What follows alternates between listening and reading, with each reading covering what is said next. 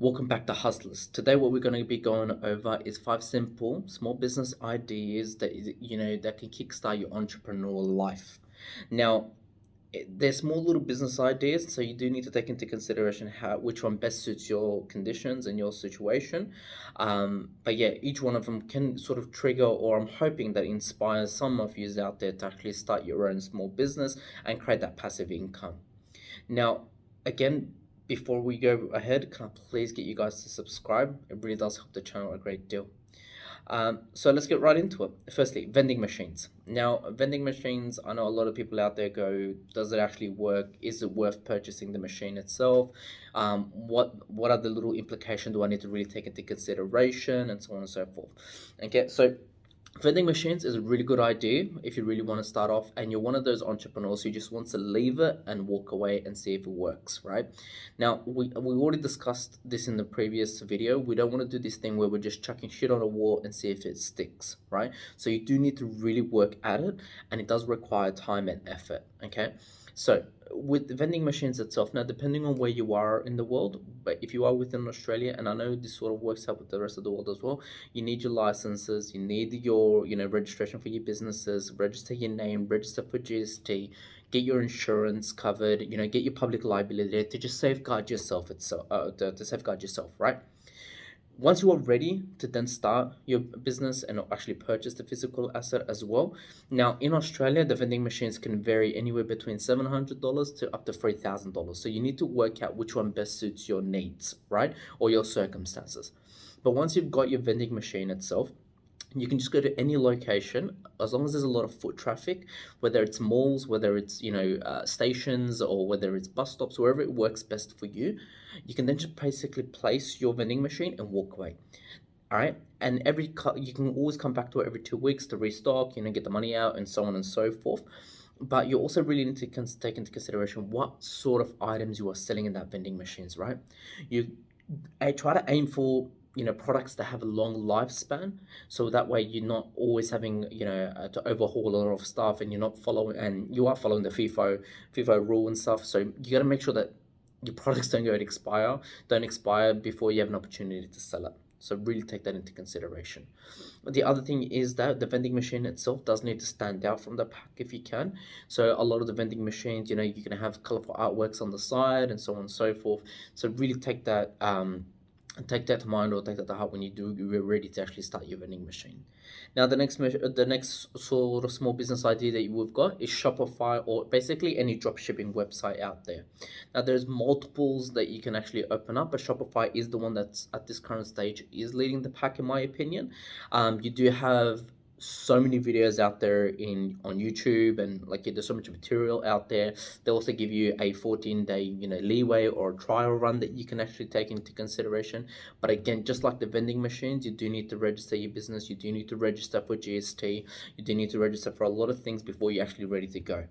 But Shopify itself is a really good platform to start your small business from.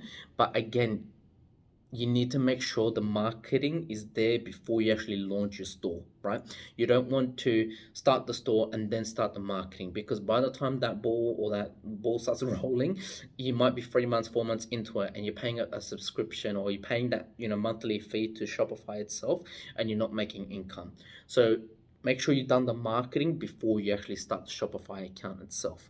Now, if you need tips and tricks and what you really need to do for marketing, go watch my other videos. They sort of go into it a little bit, and that should give you a little spark, or spark something within you to understand what you need to do next. Now, idea number 3, cleaning business. Now, I know a lot of people out there don't actually are not fond of the idea of cleaning other people's places, but you'd be surprised as to how much money there is in the cleaning business game, right? And to be honest, when it comes to your physical assets, again, you don't really need that much to start off with. Every household has a vacuum, every household has a squishy, you've got your own soap, you've got a bucket. You need a lot of the equipment that you need to start this business you already have in your households. Okay, so you can actually utilize that, so you don't really need to buy anything. All you need is a means of transport. So again, a lot of people do have a car of their own. You don't need a van, you don't need nothing of that sort, right?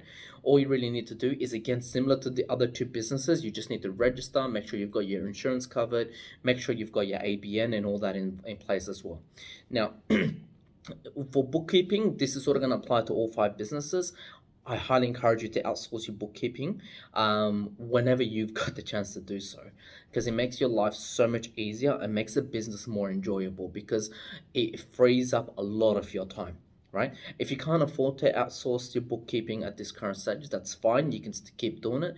But reality is that there's a lot of accountants out there. There's a lot of small business accountants that actually do bookkeeping at a very low cost, usually between $50 to $100 a month. Okay, which is really doable for a lot of these small business ideas. Anyways, back to the cleaning business itself. So you just need a means of transport. Majority of the people would have this, would have the equipment already to do the business. But if you don't, they're easily accessible and you can easily get it, and they're kind of cheap as well. As long as you've got the vacuum as the first priority, you should be sweet and you'll be ready to go. Now there is three different types of cleaning as well that you need to take into consideration. So you've got commercial lending, commercial cleaning, sorry. You've got private cleaning and you've got end of lease cleaning as well. Now, the end of lease cleaning and the commercial is where the big bucks are there. Like that's where the real money is. But you have to. But the one thing about that is that it needs to be done at a higher level, if that makes sense. So, for example, if you're doing commercial cleaning, especially for the construction places, you've got three stages. You've got initial, you've got detail, and then you've got the exterior. All right, so they do require a lot of time. They do require a lot of effort to be placed in there as well. So keep that in mind whenever you're doing these kind of businesses. But if you want to start off small, where you just want to do, private cleaning, that is the quickest win that you can possibly go down. All right. And the means of marketing, a cleaning business is pretty simple. It can be as simple as getting A4 piece of paper, typing up your ad, typing up your services, and having a contact number there for them to call. Right. You can put these on trays, you can put them on posts, you can put them on lampposts, whatever works for yourself. Right. And you will get customers come through slowly, and from there what you really need to do is build your reputation with these customers that potentially might come through and get them to refer you to their friends and their family, right? Because they become stepping stones for you and you can grow your network that way as well. All right, and then you can get to a stage where you can then purchase more equipment, get a van, and get anything else that you possibly need as well. All right, so that is your third business idea. Now the fourth one, and a lot of people make fun of this one, but is tutoring. Okay, if you have a skill set or if you're able to effectively communicate a skill to someone else, that is over the moon easiest business idea you can possibly do. Right, you again keep in mind registration, so getting your GST and so on, all that stuff, right? Keep that in mind. But when it comes to tutoring, it's legitimately all you really need is just a small little space, just for a desk, get your materials and tutor people. It can be as simple as teaching someone else how to speak English, maths, science. There's so much HSC students out there who need help. There's so many Year 12 students who will be dying and really needing someone to actually tutor them through the whole, ATAR and HSC sort of phase of their lives. So the potential there is amazing. So just to put this into perspective, when I did my tutoring when I was in year 12, I paid $120 per hour with a tutor to get me across that line and get me that grade that I needed to get to in order to get into university. Right? So again, if you have those skill sets, if you know that you can effectively communicate knowledge to another person, utilize that. Go into that tutoring business. There's a lot of money in education, and yeah, you can eventually grow your business that way as well. And it is a good source of passive income. If you want to do group settings, you can even potentially make even more money. So, for example, you can charge per student $50 for an hour session. Have three students in the one session. Sit with them. That's $150 an hour, right? And you can start teaching them. You can prepare materials before the actual. You can prepare your material before you actually come into the tutoring session itself. So yeah, and that genuinely does help, and you'll be able to grow your consumer base like that as well, right? Perfect. And the last business idea, and this is an unconventional one at the moment, but you can start doing delivery businesses, right? So within Australia in particular as well, there is, depending on where you are in the world, there's always companies that need deliveries to happen, right? So you can register for a delivery business itself. Now there is sometimes prerequisites that you need to get. So for example, vans can't be as a van cannot be, older than a certain, year model and so on and so forth. But if you've got the van or if you've got the resources, do the delivery business itself, right? So I know within Australia you've got direct couriers, you've got Woolies, you've got Coles, who are looking for private people to actually become. They're sort of trying to become like an Uber sort of situation where they want you to deliver their goods to somebody else. And if you have a van that's a certain make and model, utilize that. Go register with those companies and go, hey, I will do deliveries for you. This is my business. This is my ABN. This is my GST. This is my name, and so on and so forth. And you can sort of grow your, delivery business that way. I've known friends who have gone to direct careers. I believe it was. They've had a van, direct careers. What they'll do is sort of like Uber. The jobs come, you accept the jobs, you go do the deliveries. At times, look, I don't think it's going to be easy business. It really isn't. There are times where there's going to be heavy lifting involved. You need to deliver like large parcels and so on and so forth. But it is a really good passive income small business. So you can make potentially anywhere between 2,000 to 11,000, depending on how much you deliver in a week.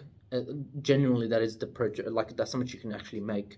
But again, it does need dedication. It does need time. Like with all the other five ideas, like the other four ideas, anyways. But with this one in particular, it does take a bit of time and effort. And then eventually you step away from it and get someone else to actually drive that van for you and make those deliveries for you. But yeah, so there is a lot of other potentials as well. So when Uber eventually gets away from just not Uber Eats and the normal drop off, when they slowly move into the market of business to business deliveries, which I think potentially they might be moving into because that is an untapped market for them. The potentials for yourself is unlimited. You can genuinely go to Uber, go, hey, look, I've got 3 4 vans. I want to register with you guys. Let's get this ball rolling. Yeah, so those are the 5 business ideas that I think would are like very simple, very easy to start off to begin with.